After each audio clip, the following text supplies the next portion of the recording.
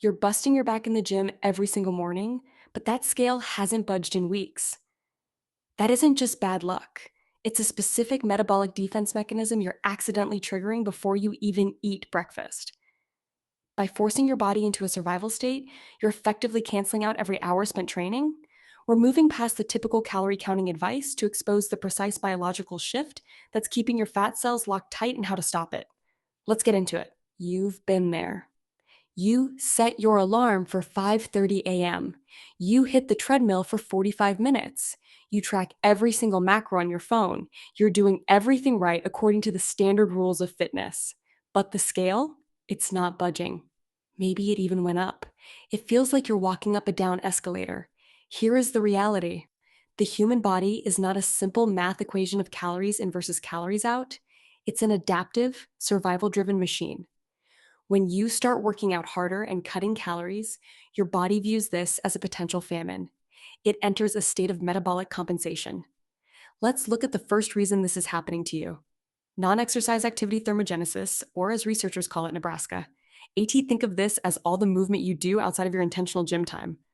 Walking to the kitchen, fidgeting at your desk, taking the stairs. A landmark study published in the journal Science showed that when people increase their formal exercise, their bodies instinctively compensate by shutting down these tiny movements. You train for an hour, and your body subconsciously makes you lazier for the other 23. You think you've burned 500 extra calories, but your total daily energy expenditure barely moved. It's a survival mechanism, not a lack of willpower. Your body is trying to protect you. The fix is remarkably simple, though. Stop focusing on the burn of your workout and start focusing on your step count throughout the entire day. Aim for 10,000 steps as your baseline, not as your goal.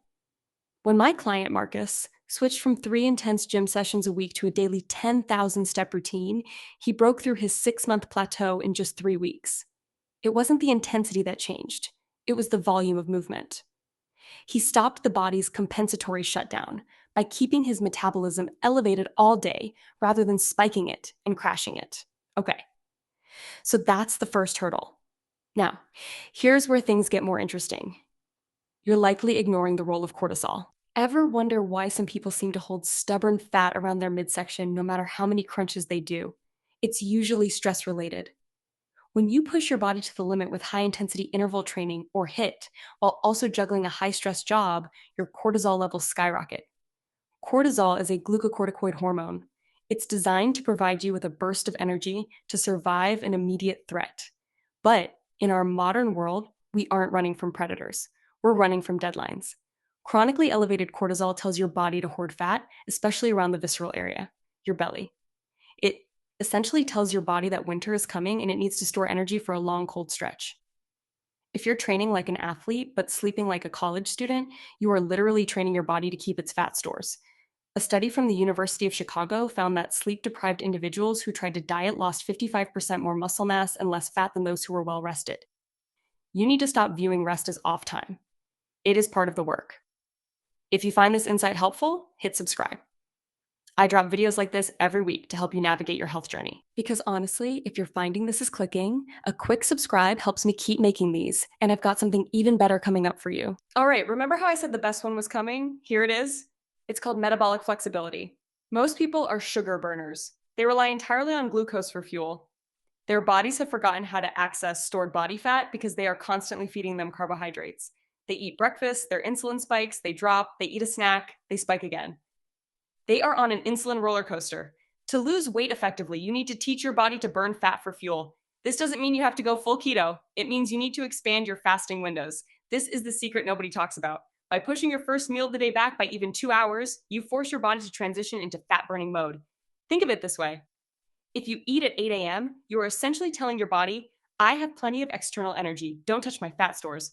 But if you wait until 10 a.m. or 11 a.m., you're forcing your internal engine to tap into your adipose tissue, your fat reserves. In 2021, a study in the journal Cell Metabolism showed that time-restricted feeding significantly improved metabolic markers in obese individuals, even when their total caloric intake remained the same. It's not just about the calories, it's about the timing of the hormones.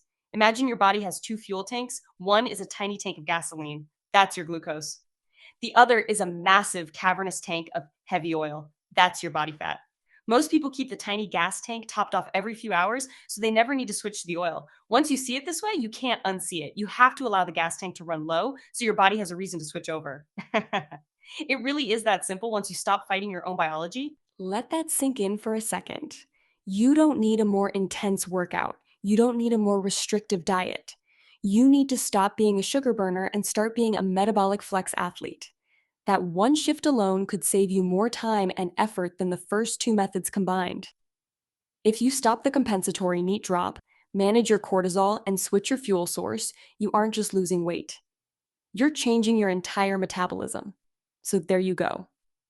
3 real actionable ways to get your weight loss moving again, and the last one alone changes how your body views its own energy reserves. If you got value from this, share it with someone who needs to hear it, and subscribe so you don't miss the next one. I'm already working on a deep dive into how to hack your gut microbiome for easier weight management, and you won't want to miss that. Keep showing up for yourself. You're doing better than you think. Just stay consistent with these small adjustments. It's not about the sprint, it's about the marathon. You have all the tools now. Go put them to work. It is entirely within your reach. I will see you in the next one.